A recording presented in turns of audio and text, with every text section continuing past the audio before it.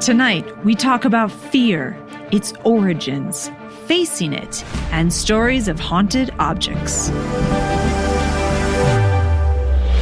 I'm your host, Melissa Tittle, and every week I go to my favorite bar, Cosmic Cantina, and kick back with my co-hosts, Josh Golombeski and Matt O'Connor. We talk about aliens, Bigfoot, ghosts, ancient cultures, and anything from the unseen world that needs a little illumination.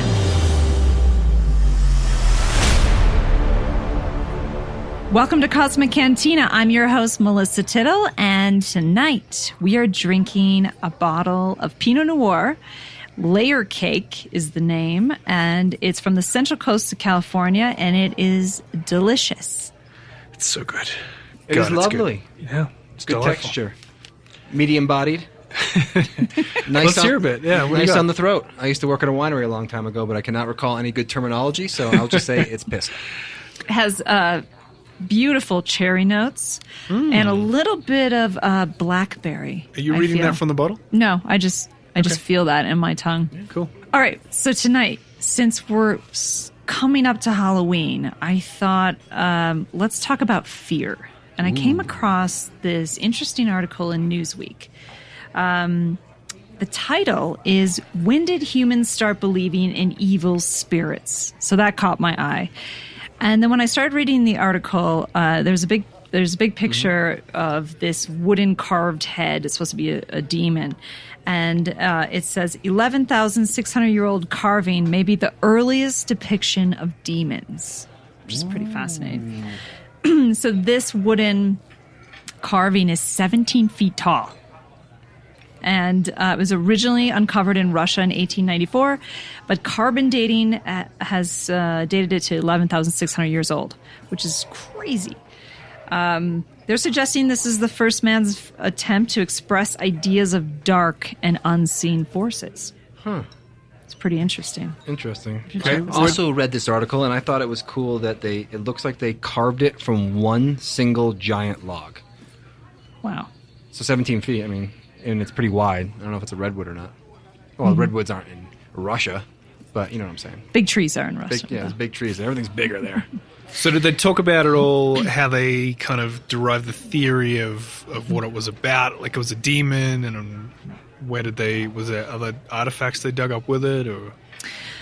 No, it was just, it was by itself. But I think the fascinating thing is that we think the idea of demons was a religious thing. But I think this discovery kind of proved that humans have been in fear of something that they cannot see, that there is some kind of force on the planet that they were trying to explain that exists, and either they're warning people that this area is haunted or full of the spirit, or they were representing this evil spirit. It's just very interesting. There's actually no other information in this article, which was, it's like they went to the trouble of publishing this. Right. And then they were like, and that's all we got. But they asked this really big question. Could this be the first piece of evidence that humans, 11,600 years ago, were believing in evil spirits? Cool. So it's like a totem. Yes. Big old totem. Okay. Exactly. Interesting. I mean, and I think that fear, I mean, when I think of Halloween, I think of the reason why Halloween is so special is I think in pagan days it was this crossover between the seasons and the sun changing and the frequency of the earth changing, and be able to respect that along with other traditions of evil spirits being able to come through at this time, or just spirits in general. But it is a magical time, and I think that humans like to cause or like to believe in fear, in the dark side. Yes, because it drives a certain part of their chemical brain to be interactive. It does. Josh and I were talking about this earlier, where a lot of us who are into this kind of thing quite often have an event early in our lives, some sort of fearful thing that we can't really explain, that kind of drives you down this path. And it's almost like this drug that you need to get. You want to keep chasing that like fear high that you kind of, you know. Yeah. It's like weird. So it ignites that fight or flight feeling. Yeah, and in the brain. I don't know if you keep chasing that. I mean, so there was an event that gave you that feeling, and whether it's like a rite of passage or something that a lot of like old tribes had to go through. Yeah, we're missing that from modern society. Yeah, we are, I think, in a big way. I agree. But I think that's a lot of the fascination that people have with like horror movies and stuff, where it's you want to experience that feeling again, get that high again. But Yeah, because at some point in everyone's life, they have a moment of fear.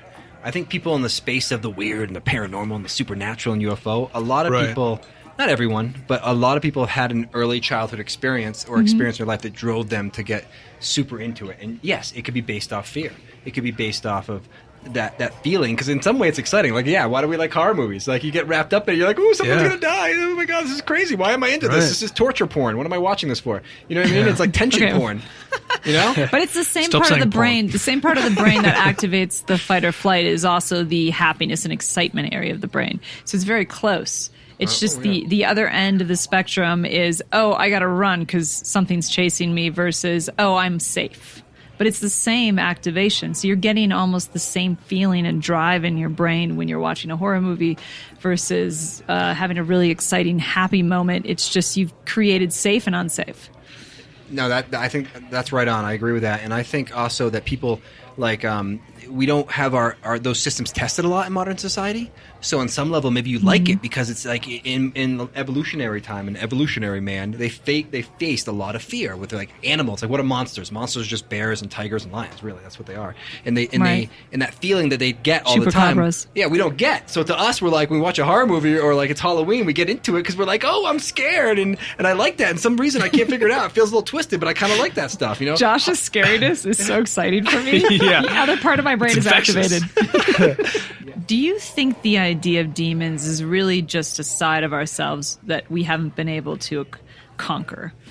Because if you think about the ancient man, they would sit around the fire, they would talk about the unseen forces and demons, but those were things that they were trying to conquer. Do you think that that's really what the face of a demon is? It's almost like the other side of yourself that you haven't been able to face. I think that is a nice thing for really educated people to say, and not you in particular. Like, that's something that a scientist thank you, or a Josh. psychological, a psychologist at a university would say. But no, I am on the other side. I think there is really weird shit out there that people experience, and it echoes through people. Yes, some of it is that, but I think some of it actually is real entities that people are encountering, and they're scared as shit of it, and they try to express it through art and religion. yeah, no, I think you're right. I think some. There is that very academic explanation to what Hey, you guys, I'm demons just are. open. I'm just saying. It's just a different way No, of no, looking no, at it. let's all- You're getting all defensive with me. No, but there is that aspect of it, I'm sure, where some things could be explained away as this is the part of ourselves that we don't understand. That's the fear of the unknown kind of thing. Mm-hmm. But I do agree with Josh that there is, entities from wherever, Right. interdimensional, whatever you want to call it. Let's not that- hide from it. It's almost like you're hiding from it by saying it's like, oh, it's just in your Right. mind. It's a demon because you had trauma in childhood, and now you're processing that. Like, I don't think it's that. Yeah. No, I don't believe No. that either, though. But I do feel that fears on this planet are, they I don't think they're just man-made, but they are an invitation for you to conquer something that you need to conquer. If you look at all the movies, I mean, I know that It just came out and we talked about it. Some of us don't like it. But it's Wait, all It about Too conquering you're your talking about. fears. It one was awesome. But it's all about conquering your fears, right? All of those characters were conquering their fears. Even though it was a real thing, it was a real entity, they were still conquering sure. their fears. Yeah, all it was. that's all It I'm was. saying. It was all I'm based saying. like the whole. I mean, the movie, especially the book, kind of goes into that as well. But it was all about standing up to your fears and facing it. I mean, spoiler alert if you haven't seen It Part 2 yet, but that's basically how they defeat the creature, is to stand up to it and show it that they're not afraid, because it feeds off their fear. Yeah. And that's like a common trait of a lot of what people say, demonic attachments and Yeah, evil totally. entities in general feed off your negative energy, off your fear, whatever it is. It's a tale as old as time. Yeah. Mm-hmm. Yep. It really is. But, fun fact. Sorry, because I'm so academic. Oh, she's got some facts? Yeah. Strap in, guys. All right. Let's do this. Let's do this. So the original Greek word is daemon, and it doesn't carry a negative connotation at all. It's actually a spirit or divine power. It's supposed to be the divine inspiration of Socrates. So it wasn't looked at as evil. It was an entity.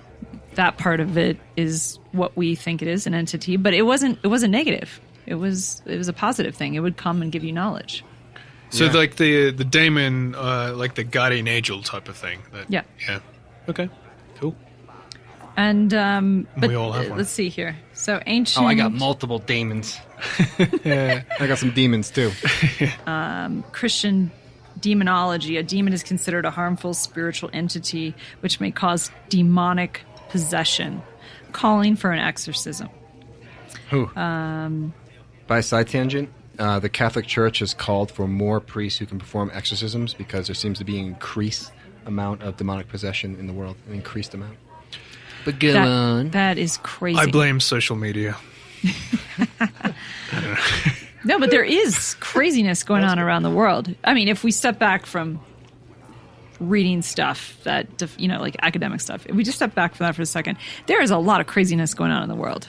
And is that unseen forces affecting people that are not grounded or not ready for that? Mm-hmm. Again, facing their fear. Is that what's happening? Because I think I read the same article. That's crazy. Yeah. You think that that's something of the past. You think that that's like a movie from the 60s. There's that one exorcist in town, No, it's like a thing now. Yeah, totally. Yeah, no, I agree. So, Josh, tell us about the possessed statue that you found. Yes. So, through the grapevine, my brother worked on a show called Finding Bigfoot. He was on the show at one point in a paranormal Bigfoot hunting team. And on that team was Dana and Greg Newkirk, who are I love these guys, yeah. Paranormal heroes of mine, husband and wife team that investigates the paranormal. They would hate the comparison, but they're like the modern-day Warrens. Yeah, if no one's seen the series Hellier yet, that the Newkirks did, check that out. Yeah, Hellier is an awesome docu-series about high strangeness on a level in Kentucky that will blow your mind. So Dana and Greg Newkirk have a website called weekinweird.com, and they're my heroes.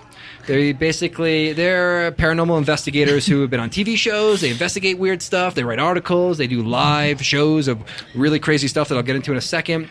They do paranormal events. They make documentaries. They do it all. They're awesome. And they have a museum, right? Yes, sir. They have a traveling... Like the Warrens have a museum of haunted artifacts, Yeah, right? they're like the new Warrens, I guess. Yeah. But where is the museum? It's a traveling museum. Oh. I think they're based out of Ohio, but it's called Traveling Museum of Paranormal and the Occult. Wait, let me do it again. Traveling Museum of the Paranormal and Occult. So they have hundreds... One more take. You think another one? No, that's great. So they have hundreds of haunted or supernaturally significant artifacts. Tell me about the statue. I want to know about the statue. So they got a lot of weird stuff. But the thing I want to talk about is the Catskills Crone. So this is what happened. This is how they came across this object in their museum. Two hikers who want to remain anonymous and they don't want their names out there discovered a really strange statue in the Catskill Mountains in upstate New York in a small cave. The statue is humanoid, almost kind of similar in the face as the statue we talked about in the beginning, the Russian statue that was dug up. Really? It kind of has like a flat face and like a small mouth. This one has almost like it's some robes and it's crossed its arms, but it's really weird. So they find the statue in the middle of nowhere and it has like six nails jammed into its eyes and head. And it's mostly its eyes. And it has a small noose around its neck. So these two hikers just come across this. And they're like, well, that's weird. I mean, I probably would just leave it there and keep walking and pretend it never happened. But they took it home. Sorry. No, it's Good job, hikers. Yeah. So they took it home and immediately things started happening because, of course. Yeah. First, it smelled like stagnant pond water, which is the worst. You know, it's like a dried fart in a room for 20 minutes is the worst. It's pretty common with poltergeist activities to Really? have a terrible smell come through, yeah. Like the same smell of like stale pond water. Well, usually it's like the smell of like